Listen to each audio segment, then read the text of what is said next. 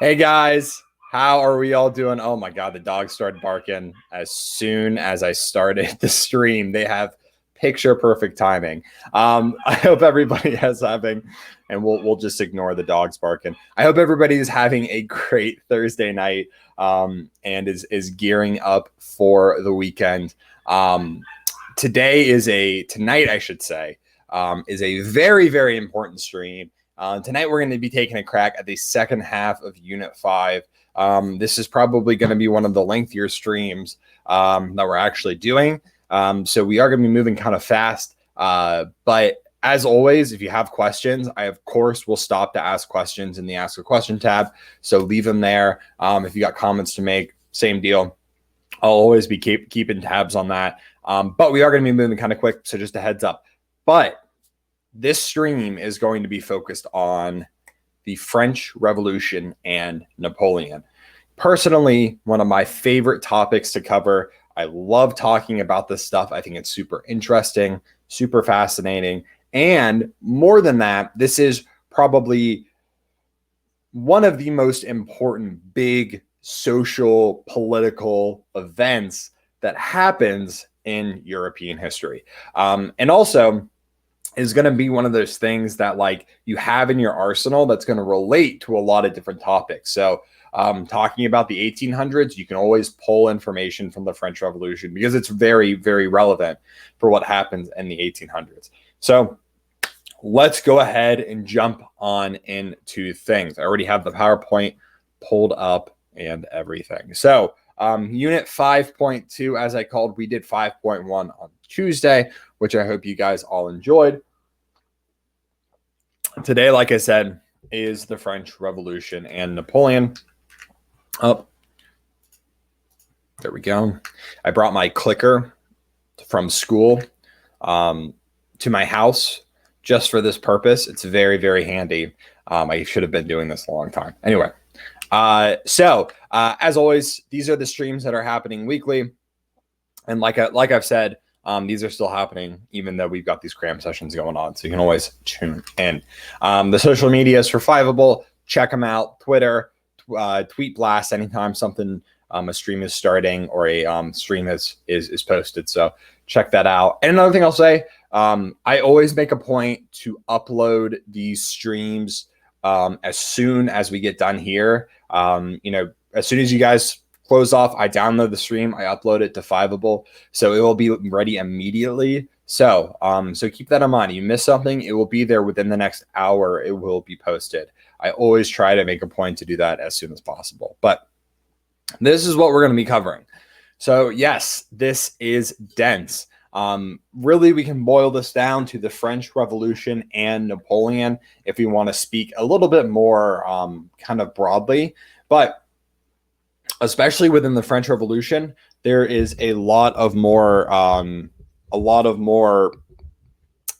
specific stuff that we really, really need to cover here. So with that being said, let's go ahead and jump in to our first of our topics, which is the overview of the French Revolution. We actually started the overview of the French Revolution last week, but I want to hit it again, or not last week, Tuesday, but I want to hit it again because I think it's really important to talk about. Now, let's jump on into the French Revolution. So the French Revolution, what was it? It was a complete overthrow of the French government by its people. You can actually argue that this is the first real, true revolution in modern history. The American Revolution or the American War for Independence, I kind of say that it is that, a war for independence. It is not so much a revolution because the colonists did not sail over to England and totally dismantle the English government. They bucked off the British and established their own government. Whereas here, we actually have the people of France overthrowing their own government. So we have a question. Why wouldn't the English Civil War be an example of a revolution? That is actually a really, really good and thought-provoking question. Depending on who you talk to, you might make that argument. But yeah, the English Civil War was a revolution because Parliament overthrew the monarchy. The reason why I don't necessarily consider it a revolution, and I definitely more consider it a civil war, is because Parliament was still an integral part of the government. It was still part of the English government, and they weren't like the people of England. Now, of course, you can make the argument that, yeah, Parliament did dismantle the old government and establish a new one.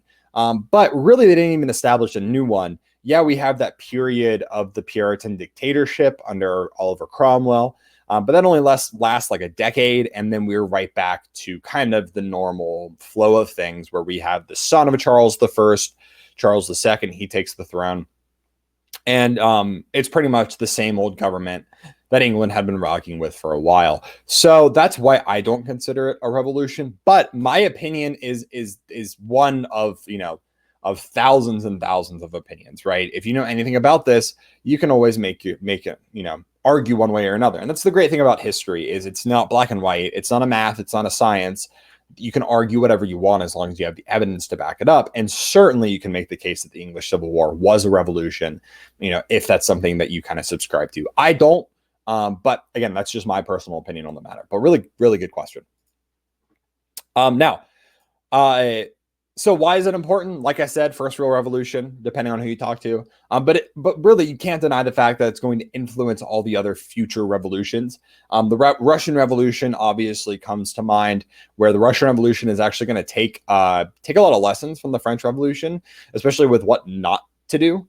But it is going to take a lot of inspiration from it. And it's just a climax of all other social movements up to this point, which I kind of talked about a little bit on Tuesday. Now, on Tuesday, we covered the short-term and long-term causes. We're not going to go over that today just because we don't have time. Go back and watch last week's if you need to. So, nope. There we go. Okay. So, why here? Oh, no, my picture is covering up some of my words. I will have to fix that. Excuse me. So, why here? Why now? Why did a revolution happen in France in 1789?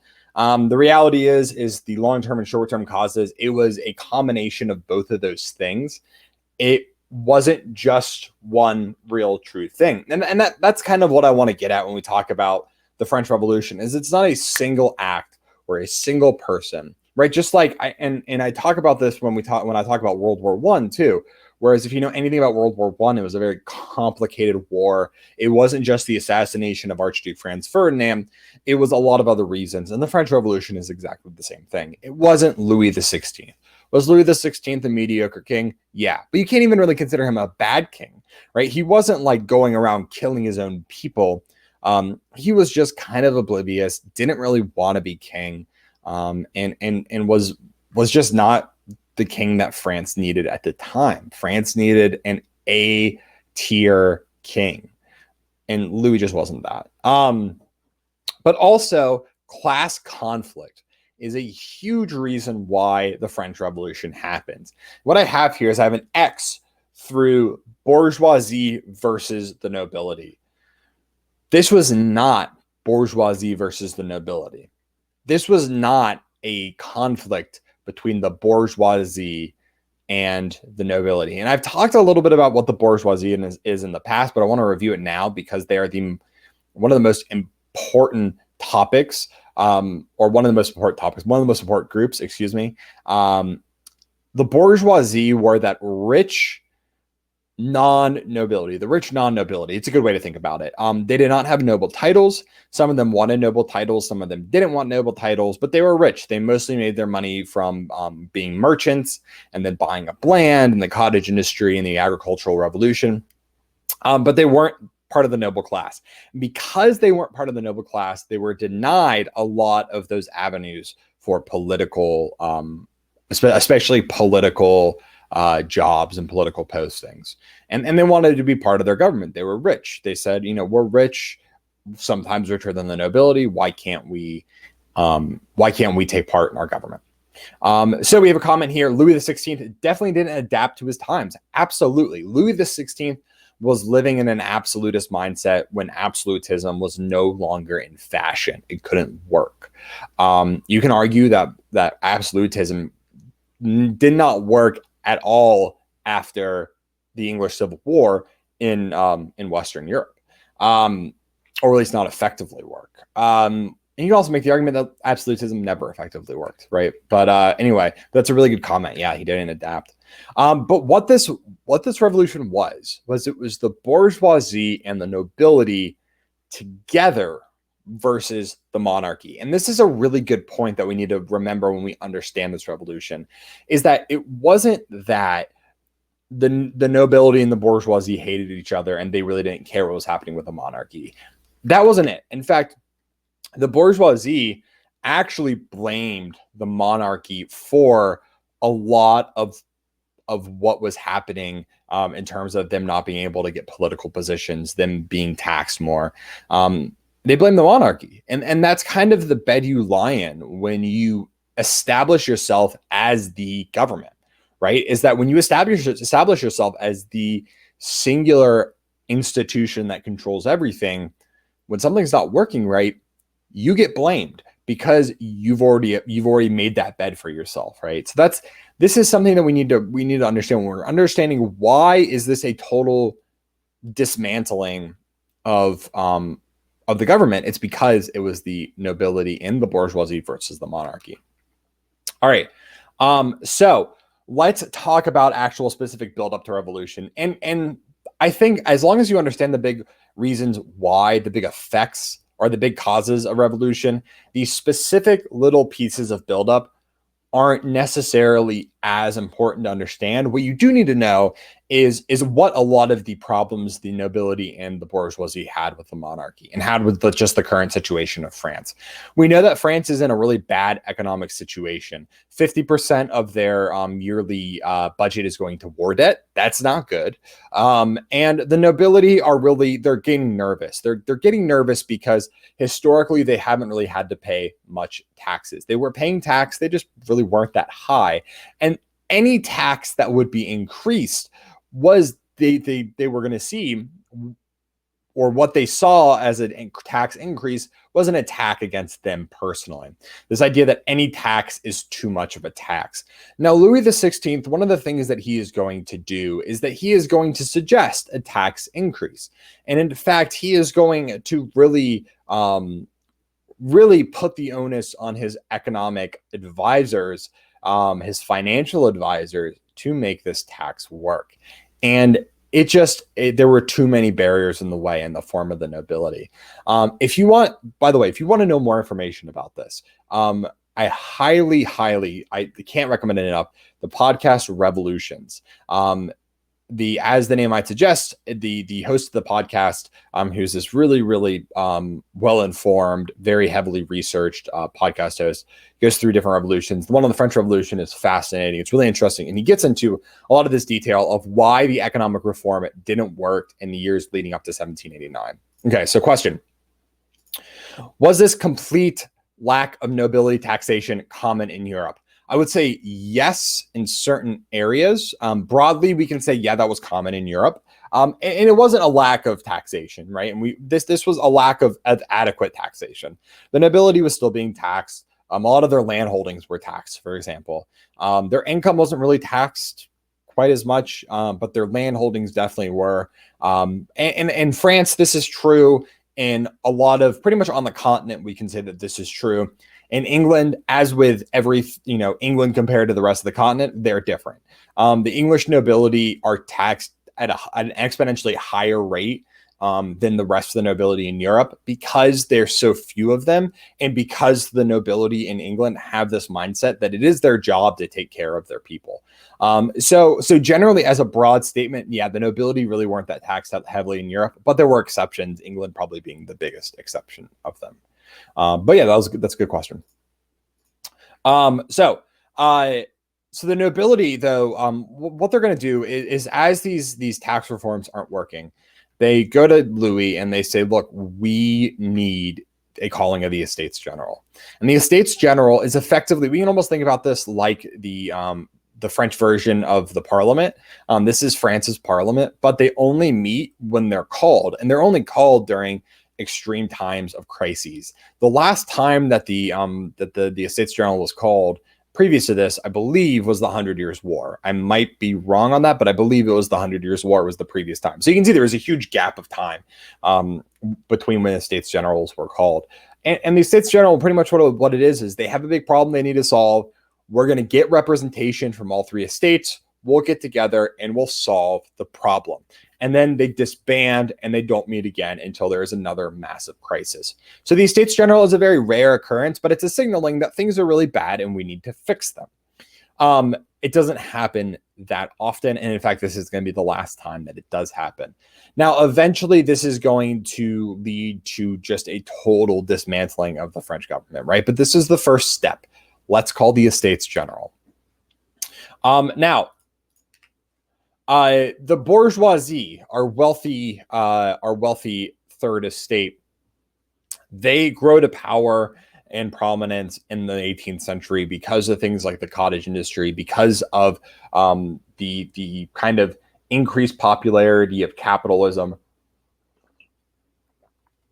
and the fact that you can't really deny the fact that France was a rich country, regardless of the fact that their debt and their economy was pretty mismanaged. They had incredibly successful colonies. They were a large country. They were prominent. They were prosperous. I mean, they were doing pretty well, and that definitely trickled down to some people, right? But a lot of the problems that they had with the monarchy are stuff that I've already talked about. But a big one is that the existence of the monarchy, and even more than that, the existence of posts in government that were only reserved to a few people really went against a lot of enlightened ideas, right? This was not a government that was run and ruled by the people. It was a government and a people, or a government in a country that was ruled by a very small minority of people. And this really went against a lot of kind of prominent enlightened ideas of the time that had taken a hold, especially with the bourgeoisie.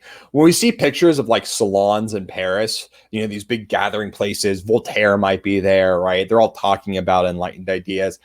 A lot of the people attending are members of the bourgeoisie. You have some members of the nobility, but they're predominantly bourgeoisie because they're wealthy enough to read the literature. They're wealthy enough to attend these events, but they're lacking a lot of that political privilege that goes along with being wealthy and being well educated.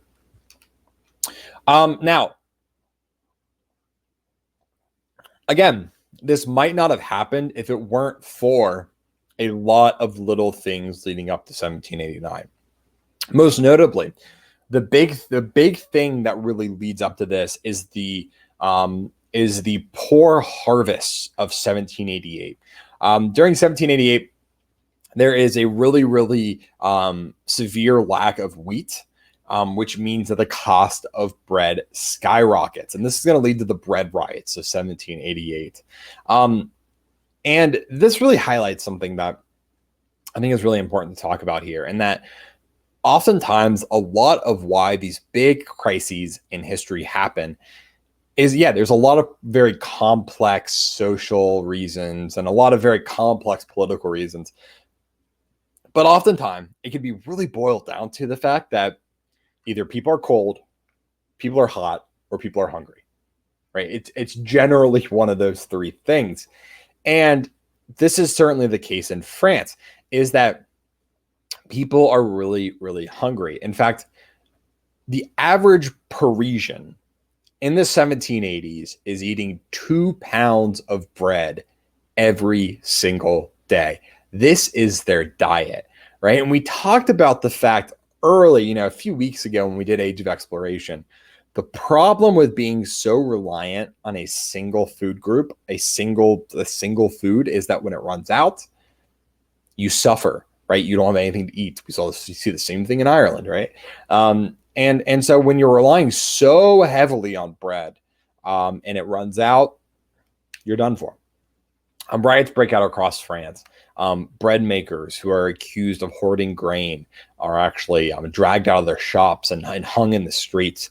And while this is all happening, the nobility are yelling about the tyrannical king not doing anything. The bourgeoisie are saying something similar.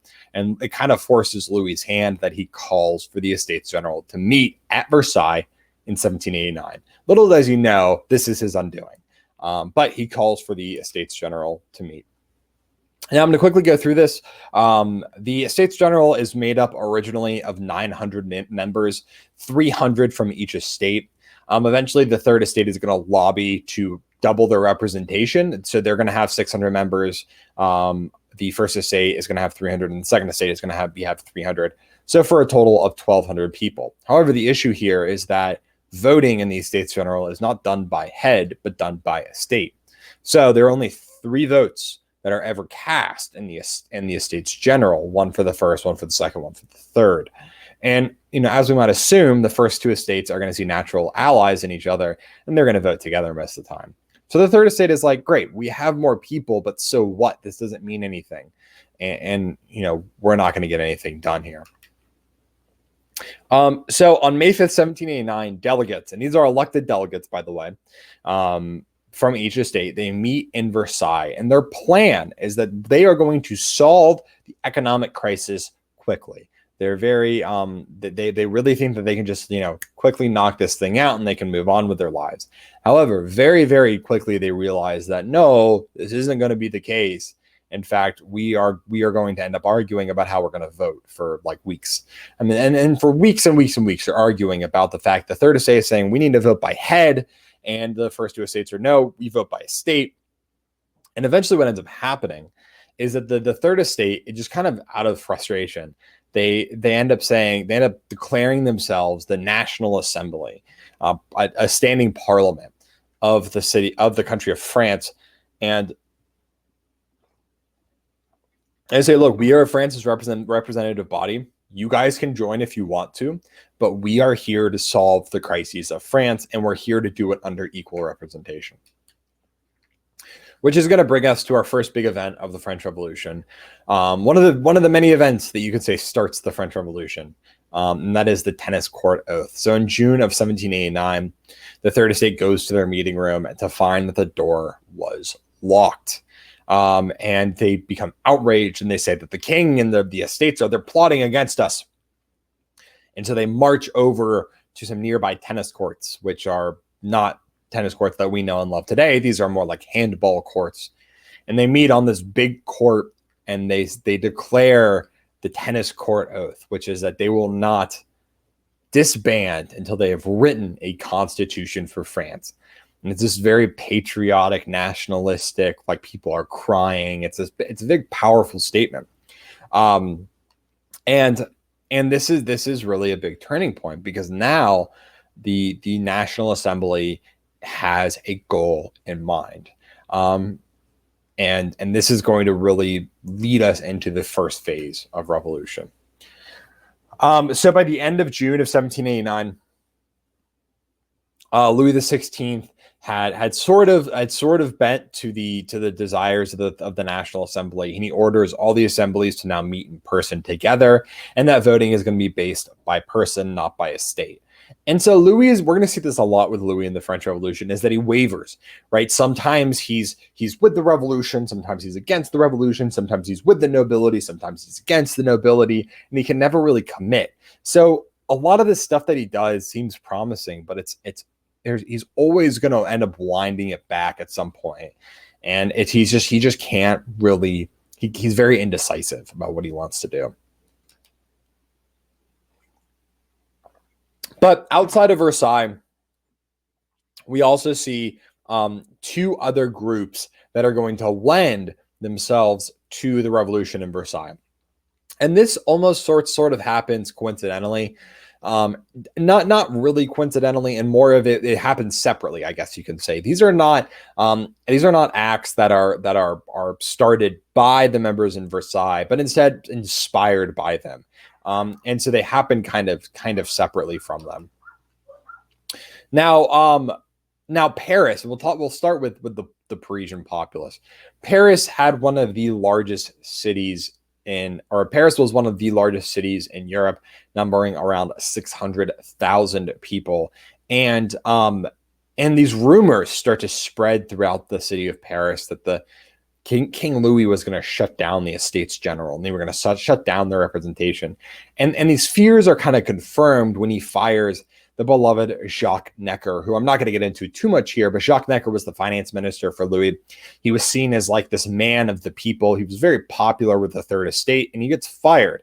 Jacques Necker is really interesting. If you want to learn more, definitely go check him out. But anyway, he gets fired, and the Parisian populace riots. And rioting is something the Parisian populace is very, very good at, as we're going to find out. And they riot, and they focus their rioting on the great big fortress that's sitting smack dab in the middle of Paris, the Bastille. The Bastille is this old school medieval castle that was a prison for a really long time. It held predominantly political prisoners. These were prisoners of the king. Now, at this point on July 14, 1789, it left mostly empty. There was like 8 prisoners in the whole thing. But the Parisian populace starts rioting, and they direct their attention to the Bastille, because the Bastille was a representation of the oppression of the king. And on July 14th, they march to the Bastille and they tear it down. They storm it. They drag out all of the guards and the governor of the fortress, and they chop off his head and stick it on a pike and parade it around town. And July 14, 1789 is really what a lot of people consider to be the start of the French Revolution because of its symbolic meaning. They storm they storm the fortress and tear it down brick by brick. It's very symbolic. Tearing down what represents so much the old regime, and the people tearing it down with their hands brick by brick. July 14th, today is France's Independence Day, for good reason, right? So the question, why did Louis fire Necker? Very good question. The short answer is that he was not getting the reform, especially the tax reform done that Louis really wanted him to get done. This was not the first time that he had fired Necker. This was something that was kind of a theme. And he had trusted Necker with getting this tax reform passed. It doesn't end up getting passed, and so he fires him. In all honesty, when you kind of learn the whole story here, he had every right to fire Necker. But it came off as it was just bad timing, right? It came off as really bad because it looked like he was firing the inside man. But in all reality, Necker was not really doing what he was supposed to be doing. But anyway, that's a good question. Okay. So the second event that further prompts action in Versailles is the Great Fear. And this is really the only time that we're going to hear and talk about the peasants. The peasants during the Great Fear revolt across the French countryside against their lords because, again, they hear rumors that the nobility is going to come in and that they are going to take all of the land forcefully. Now, a few things I want to say is that, one, this is peasantry versus the nobility. This is not peasantry versus the monarchy. In fact, one, the peasantry was pretty chill with the monarchy, right? As we know, the peasants really didn't want to change things too much. And two, they really even weren't aware of what was happening in Versailles. The peasants were peasants. They were farming, and they were, living meal to meal, and they were just doing peasant things, right? They really could care less about what was happening in Versailles as long as they got food. All right. So this was not really a revolutionary ordeal. This was peasants hearing these rumors, being ticked off at the nobility, and rioting. And so that was what the Great Fear really was about. And the thing is like once the nobility steps away and gives peasants way more freedom, the peasants are going to chill and they're going to be happy, and we're not going to really hear about them again until they end up revolting against the revolution. But during this time, several nobles flee France. They become known as the émigrés, the emigrants. They flee France or other countries. We'll talk about them here at the end. So question, was the Great Fear ever even influenced by Parisian events? Not really. No. Maybe the general like fear or like the paranoia that definitely fueled the Parisian events might have seeped their way in there, but really this was more paranoia specifically addressed against the nobility, not even the king, right? They were hearing rumors that the nobility was going to come in, steal their land, take their homes, and kick them out pretty much, and that's what it's directed at. So it's not even really directed at the Parisian events. It just kind of happens to happen around the same time. So yeah, so good question. Okay. Now, in response to this, we see the night of August 4th, 1789, another time that you could say this is the start of the French Revolution. This is when we have this is one of the many dramatic events of the French Revolution. And I love the French Revolution so much because there are so many of these events that like come straight out of a Hollywood movie, where you can almost hear the music in the background and, the people crying and cheering. But on the night of August 4th, 1789, we see widespread members of the First and the Second Estate renouncing their privileges. And the story goes is that, they're all meeting together and they're hearing about these events in Paris and they're hearing about these events in the countryside, and they can't figure out what to do. And all of a sudden, one member of the nobility stands up and renounces his privileges. And then another noble stands up. And then before we know it, all of the nobility had stood up and all of the clergy had stood up and they renounced their medieval feudal privileges. And it definitely feels like something out of a Hollywood movie, but something to that effect actually happened. And what this did, more than anything, is it made the peasants happy, because a lot of what the peasants were mad about were the feudal rights that nobles had. And so the peasants are going to be like, all right, that's really all we wanted. But it doesn't really address what the Parisians wanted. And we'll look at that here in just a second. But this is going to be a big turning point, because now we see the estate system start to crumble. And shortly after this, we see the writing of the Declaration of the Rights of Man and Citizen, arguably the most important thing written during the French Revolution. This outlines, very similarly to like the English Bill of Rights or the American Bill of Rights, basic rights that all men have in France. And I say men very emphatically because this was limited to men. This was definitely this was not directed at women. Although we are going to see during the French Revolution a lot of women gain significant rights as it moves on.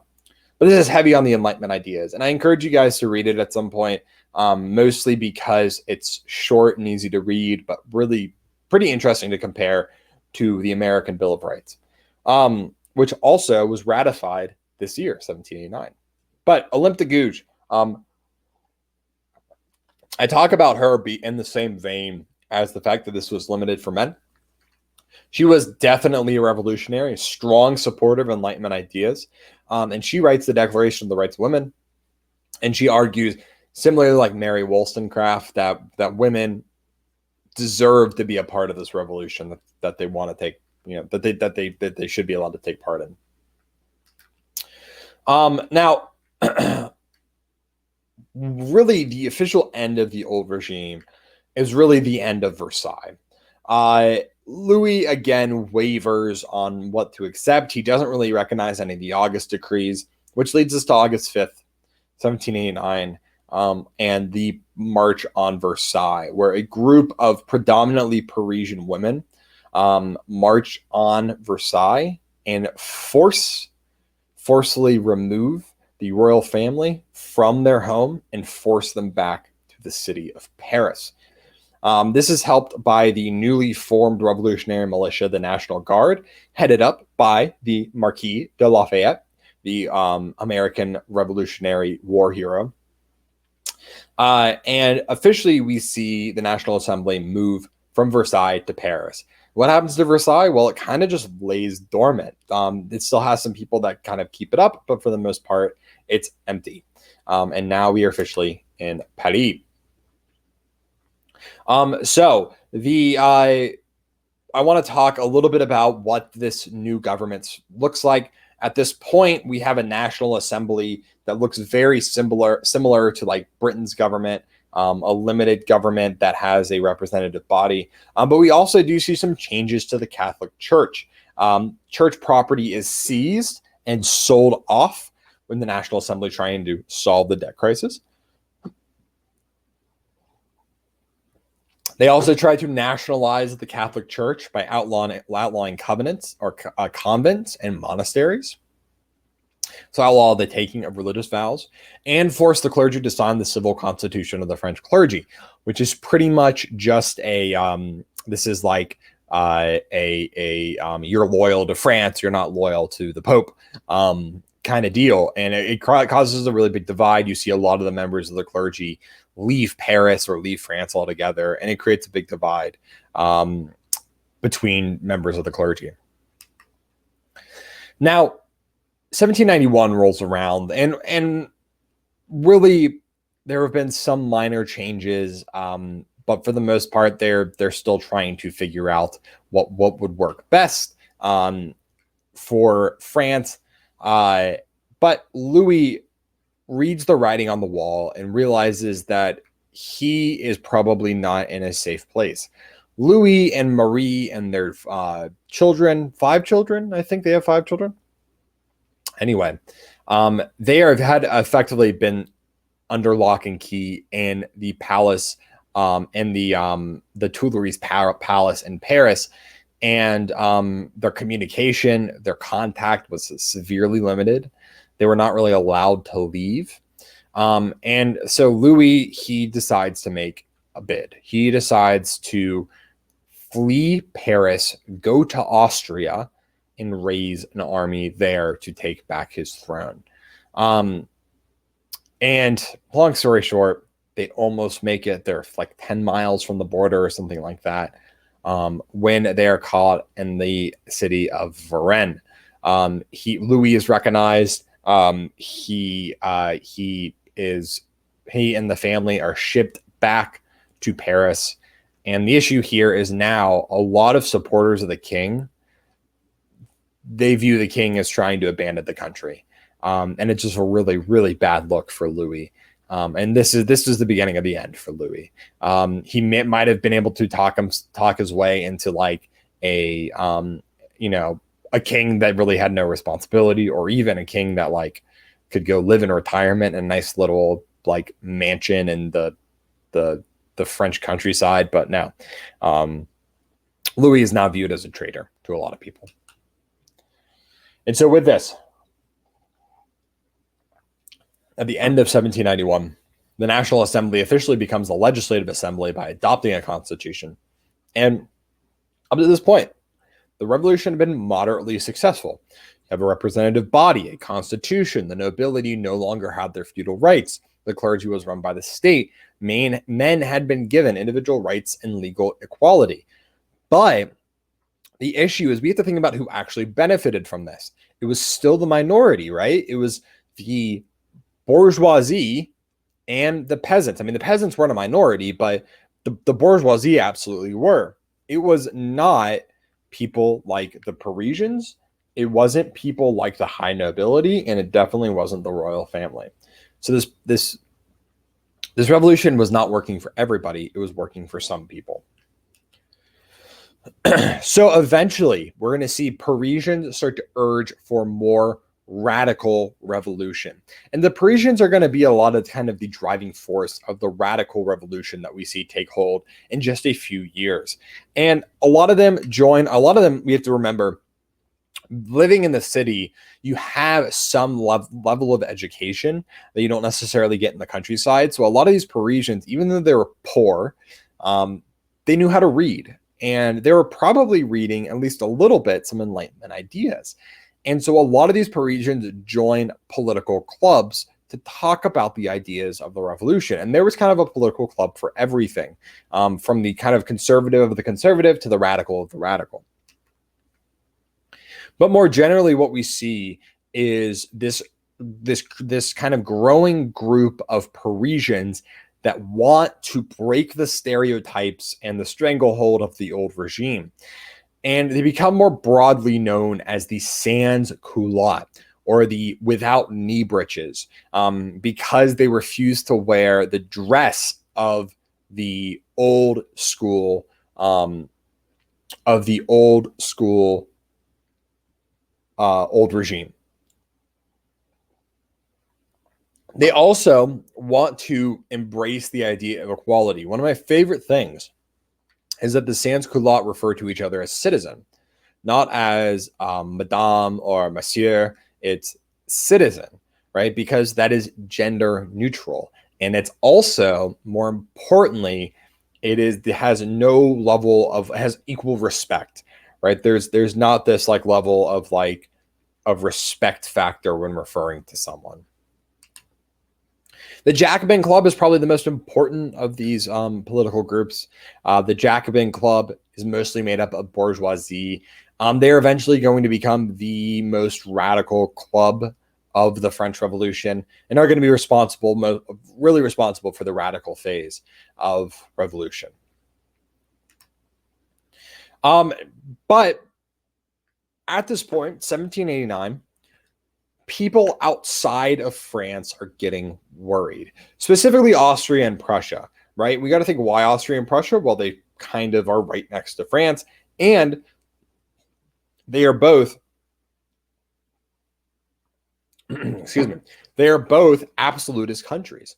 So they see what's happening in France. They're like, is that going to happen to us? And so they're worried. They're really worried. And so this idea that war could happen became more and more likely. But a lot of people in France were like, yeah, bring it on. We need to test our new government. A lot of radicals said this is a good way to radicalize even more. The royal family is like, Austria, please, come on, get us out of this mess. But generally, war was not something that was looked at unfavorably, but it seemed very likely. And in fact, war does break out in April of 1792. It's going to last on and off for the next 23 years.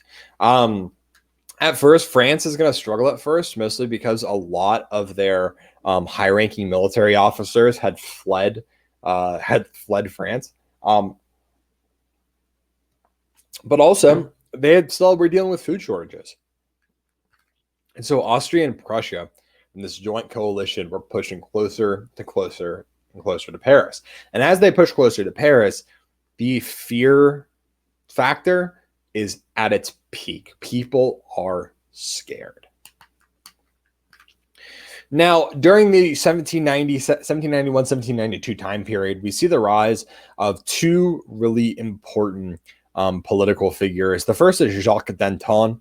Jacques Danton on the top right there is kind of, he's the most important member of the Jacobin party at this point. Obviously, if you know your history, Maximilien Robespierre is going to take his place, but he is really the guy that helps recruit for the army. He is an everyman. People love this guy. He's kind of a bull in that he's just like big and loud, and he's a great orator. He can captivate and command a room and then go get drinks with everybody afterwards, right? He's very relatable. On the other side of this, we have Jean-Paul Marat, a failed doctor with a terrible skin condition, who most famously wrote Friend of the People, this incredibly radical journal that's going to help spread rumors throughout Paris. But both of these guys are going to be integral to the early stages of the revolution.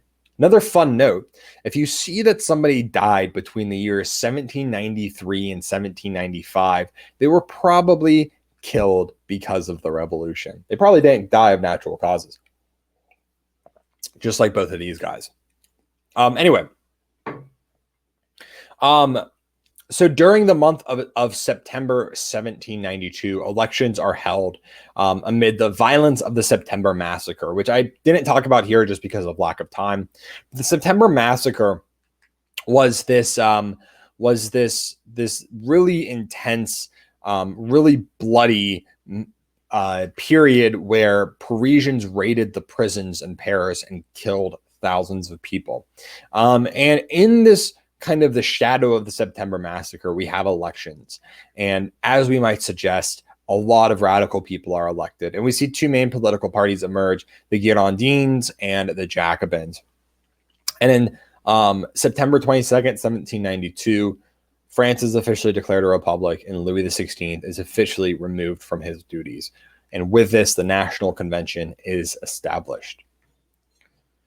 So we now have a republic. Question is, what do we do with the guy that was once king? Well, as we all know, he is going to lose his head, but it is a very tough vote. A lot of people don't want to kill the king. A lot of people are very hesitant to kill this guy that was once king, even though he's not king anymore. But the National Convention votes very narrowly. They vote to kill the king. It's January of 1793. King Louis XVI is guillotined. And with this, it's really with Louis XVI being executed and guillotined, the guillotine becomes a national, or becomes a symbol of the revolution. The guillotine, we've all seen what a guillotine looks like before. It's a giant blade that falls down and chops off the head in one swift motion. It was actually invented by a French doctor as a very humane way to kill somebody. Is it true that he was voted to be executed by a one-vote advantage? I have never heard of that. I know that it was close, but I've never heard one vote. It's entirely possible, but I'm not sure.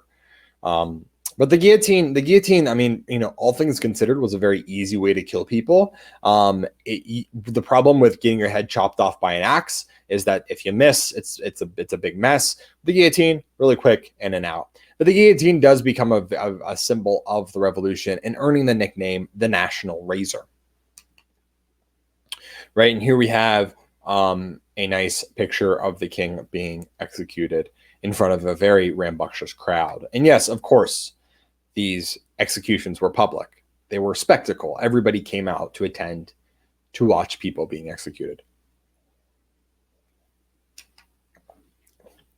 Now, following the execution of Louis and the subsequent execution of the rest of the royal family, war not only is happening outside of France's doorstep, but also breaks out in France herself with the rebellion and the Vendée. And we can see the map over on the right there is a really good representation of what that looks like.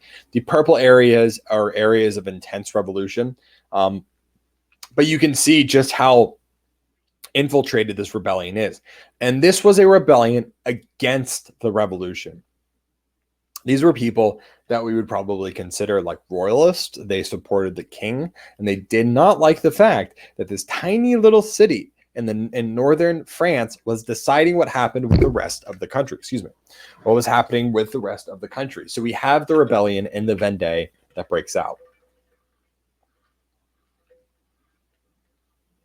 Now, this rebellion is going to last for virtually the remainder of the French Revolution in some capacity. In fact, Napoleon, who we will talk about here soon, was responsible for putting down this Vendée in his early career. This rebellion in his early career.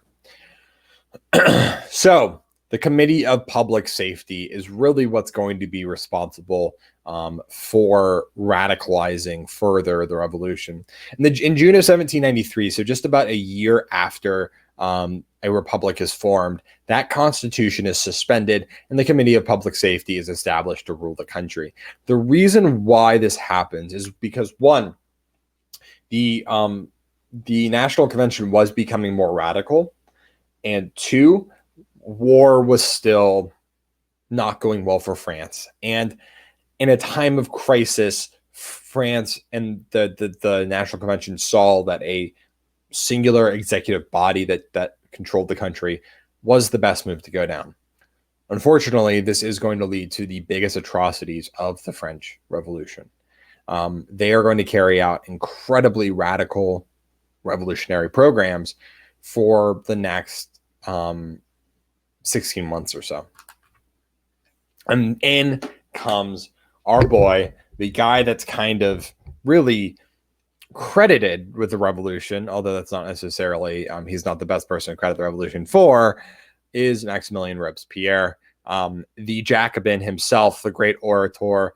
I think he's a maniac. I think he was power hungry. I think he probably had some undiagnosed mental issues, but I'm not here to pass that judgment. But he was something else. An incredible orator, like someone like Danton, incredibly good at captivating people, and also incredibly radical, especially towards the end of his life. Early on, he's actually not that radical of a guy. The incorruptible, right? Exactly. Yeah, the incorruptible. Although he becomes more and more kind of radically corrupt. But in the early revolution, he's actually pretty moderate. He's a guy that wants to see change for France, but like very methodical, thought out change. By the end of his life, that is not true. By the end of his life, he's emerging from the top of a giant papier-mâché mountain wearing a Greek-style toga in a festival that's all dedicated to him. I mean, this guy goes off the deep end in a major way after 1793.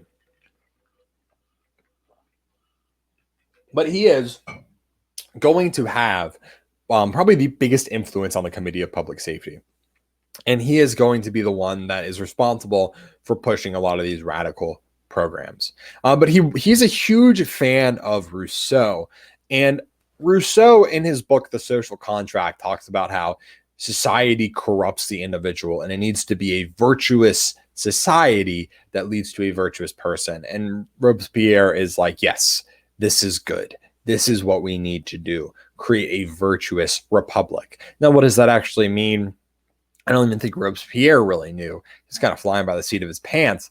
But it did mean some incredibly radical reform to France. So this brings us into probably the most infamous time period of the revolution, the Reign of Terror, which not something historians named it. They called it a Reign of Terror. The Committee of Public Safety said, yes, we're instituting a Reign of Terror, right? But the Reign of Terror was not to strike terror and fear into the hearts of the loyal French revolutionaries. No, the Reign of Terror was supposed to strike terror and fear into the hearts of the non-revolutionaries, the enemies of the revolution. Right? What ends up happening is a lot of people get swept up in that net. And also, apparently, this was supposed to be led by reason. By the way, not led by reason. And what does that even mean? Led by reason. Anyway, they targeted anybody that was deemed an enemy of the revolution. And a lot of this is fueled by paranoia and is fueled by fear. And like famously, you could get your neighbor executed if you wanted to by just going to Marat and saying, yeah, my neighbor was like saying how he misses Louis XVI. And Marat was like, oh, great. I'll put him on a list in the newspaper tomorrow and he'll be picked up by Thursday. And this is just like the attitude of and the kind of atmosphere in France during this time, and really in Paris. This is really confined to Paris, in terms of this level of paranoia and this level of fear. But the Reign of Terror also focuses on those areas outside of Paris that were actively revolting against the revolution. And when it's all said and done, roughly 200,000 to 400,000 people would be imprisoned. Anywhere between 25,000 and 50,000 people would be executed. More depending on who you talk to. It was a lot of people. And oftentimes, especially outside in Paris, they're using the guillotine. Outside of Paris, they are usually doing mass executions. Whether that's lining people up and shooting them, but it's also what another infamous way was tying people together and throwing them into a river. It was brutal, absolutely brutal. This was an incredibly brutal time period in France. I mean, we can kind of compare this to like the French wars of religion, the St. Bartholomew's Day massacre. I mean, it was bad. And so with anything this radical, of course, things are going to burn out as quickly as they got lit in the first place, right? These are some of my favorite pictures ever. On the left there, and these are depictions of the revolutionary that were not favorable to the revolution. On the left there, one of my favorites. There's so much going on in this picture, but the revolutionaries, they're portrayed as drunks, they're portrayed as savages, and you can see they have the guillotine there. And in a very they're not trying to really mince words here. The world that's lit on fire is underneath the blade of the guillotine. And then of course underneath the kind of the neck cutout of the guillotine is the Pope's hat, the crown. Right there, they're standing on what looks to be like their cross and a Bible. On the right there, you have another. This one's great. You have a picture of Robespierre executing the executioner, saying that nobody is safe, not even the guy who's responsible for executing all these people. So there's some great pieces of anti-French revolutionary media. At this time, you also see the a levée en masse. This was called a general call-up. This was a draft, and then the revolutionaries instituted a draft because they need to, because they want a big army, they needed a big army. But what this does is it creates a real sense of nationalistic pride, and really this idea that the citizens make up the army is new. Having a standing national army wasn't new. We've seen those since like the 1600s. But the idea that the citizens of a country make up an army is really important, right? Because if the citizens make up an army, if the citizens are the ones that are staffing an army, the citizens are not invested so much in a king, more so in an idea, in a country, in a nationalistic sense. They are invested. So this is going to be really important for later on. That's why I include it here, the levée en masse. Now, during the Terror, like I said, Robespierre institutes what he calls the Republic of Virtue. This was kind of like his ideal society, attacking any remnants of the old regime. And this is like by far probably one of the more radical things that we've ever seen in history. They outlaw Christianity entirely. It's outlawed. Okay. And they instead replace a lot of these churches with temples of reason. As we can see on the right, this was a depiction of a temple of reason put in the church, the Notre Dame. And they were praying to the goddess of reason, which to me, that sounds like rebranded religion. But anyway, it's their new thing. And it's this very almost cult-like mentality that Robespierre really pushes for. And here we know that they rewrite the calendar. They create new traditions and celebrations. In fact, the new calendar has 10 days, not 7 days a week, with the goal that you are going to forget which day Sunday was, because we don't want people practicing Christianity on Sundays. That was why they instituted a new calendar. But you'll see sometimes during the Revolution and during Napoleon, like year 4, year 3, year 6, or whatever, and that refers to the new revolutionary calendar. But of course, like I said, as quick as this started, it's going to gain massive resistance. Girondins resist royalists, conservative peasants, loyal Catholics. Early on in the Terror, Marat is assassinated. July 1793, Charlotte Corday, who is a Girondin supporter, marches into Marat's house and stabs him in his bathtub with a stiletto knife. And that's where he had to spend a lot of his time because of his skin condition, and he's stabbed there. And he becomes a martyr of the revolution. I mean, he becomes a guy that's like, becomes very kind of like he died for a cause. But this is all going to lead to the Thermidorian reaction.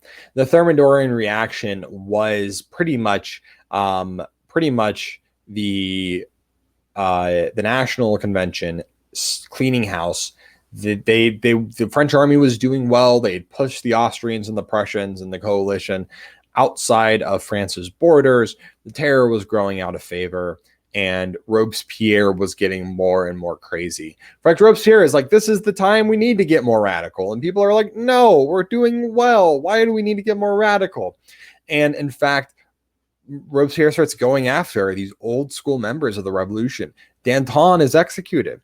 Danton is taken to the guillotine, and he says probably some of the best last lines. Like I said, this is like a movie, guys. I mean, you can almost hear the music in the background.